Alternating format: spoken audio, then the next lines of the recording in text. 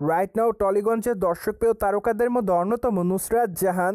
কেননা এই তারকা তার কেরিয়ারে একাধিক চলচ্চিত্র এরই মধ্যে উপহার দিয়েছে তিনি তার ভক্তদের। তাই তো বলাই বাহুল্য যে তিনি তার অভিনয় গুণে তার ভক্ত অনুরাগীদের মধ্যে নজরে এসেছেন বারংবার। পায়দো এই তারকাকে আগামী দিন অবশ্য অভিনয় করতে দেখা যাবে তার হাজবেন্ড ইয়াশ দাশগুপ্তার বিপরীতে। তাদের আপকামিং চলচ্চিত্রটির নাম হলো আরি, যা মূলত রোমান্টিক ঘরানার চলচ্চিত্র হবে বলে জানা যায়। তাছাড়া চলচ্চিত্রটি 2025-এর এপ্রিল মাসে মুক্তি পাবে বলে জানা যায়, যার প্রেক্ষাপটে এরই মধ্যে চলচ্চিত্রের শুটিংয়ের কাজ শুরু করে দিয়েছে নির্মাতারা। যাই হোক, মাত্র কয়েকটা দিন আগে একসঙ্গে শুটিং করতে দেখা গিয়েছে এই দুই তারকাকে।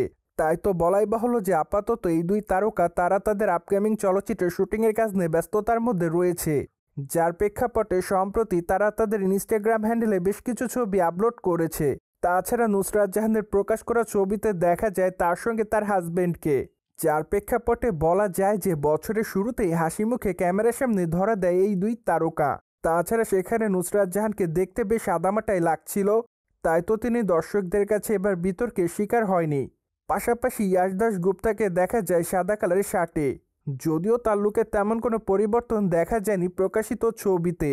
তাই তো বলাই বাহুল্য যে এবার সাদামাটা রূপে তারা তাদের ভক্ত অনুরাগীদের মধ্যে ধরা দিয়েছে। পায়দয় টলিগঞ্জের তারকা নুসরাত জাহানকে সর্বশেষ অভিনয় করতে দেখা যায় মেন্টাল চলচ্চিত্রে।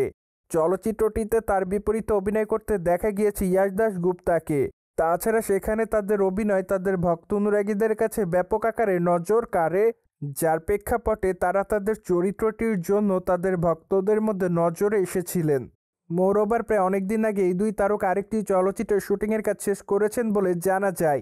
তাই তো বলাই যায় যে আপাতত তাদের নতুন আরেকটি চলচ্চিত্র আছে মুক্তির অপেক্ষাতে।